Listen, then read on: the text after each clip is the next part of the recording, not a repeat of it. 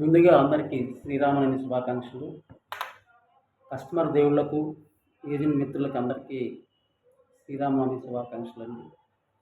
ఈరోజు ముఖ్యంగా మన శ్రీరామనవమి జరుపుకునేటప్పుడు ముఖ్యంగా మన శ్రీరాముని గురించి కొన్ని విషయాలు మనం తెలుసుకోవాలండి. ముఖ్యంగా 2 పాయింట్స్ మనం తప్పనిసరిగా తెలుసుకోవాల్సింది ఏంటంటే, శ్రీరాముడు మనకి ఒక మంచి భర్తగా, ఒక మంచి పరిపాలనా దక్షుడిగా మనం ఆయన చూడాలండి.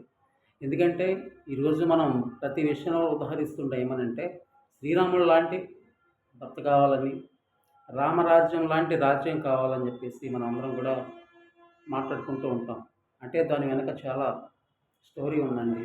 రాముడు ఒక భర్తగా ఒక సీతమ్మతోటి ఎంత అన్యోన్యంగా ఉండేవారు, ఎంత నమ్మకంగా ఉండేవారు అనేది ఈరోజు మనం తెలుసుకోవాలి.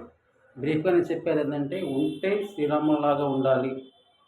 ఒకసారి మీరందరూ కూడా తెలుసుకోండి శ్రీరాముని గురించి, ఆయన బాంధవ్యం గురించి, ఆయన వివాహ వ్యవస్థ ఎలా ఉంటుందనేది చాలా మంచి వ్యవహరించుకోవాల్సిన విషయం అండి అది.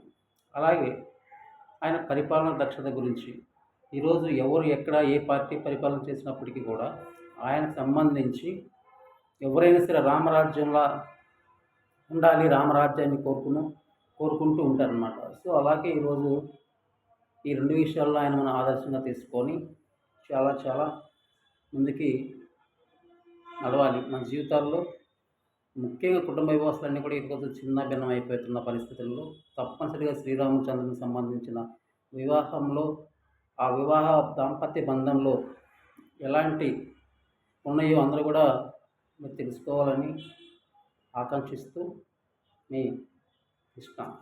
ధన్యవాదాలు.